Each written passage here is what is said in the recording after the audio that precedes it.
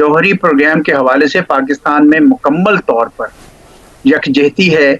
मेरा नहीं ख्याल पाकिस्तान में कोई भी ऐसा शख्स है जो ये समझता है कि ये ताकत हमारे पास नहीं होनी चाहिए, क्योंकि हमारे दिफाई निज़ाम का ये कलीदी हिस्सा है।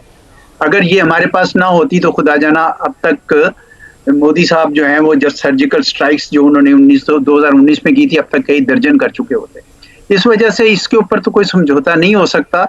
और वो एक लिहाज से ये जो उनका बयान भी है अमेरिका का, सच्ची बात है कि बिल्कुल यानी रिडिकुलस किस्म का है कि भई आप पाकिस्तान का सारा दिफाई निज़ाम जो है वो हिंदुस्तान से जिस एक जारहियत है उसका ख़तरे से बचने के लिए है।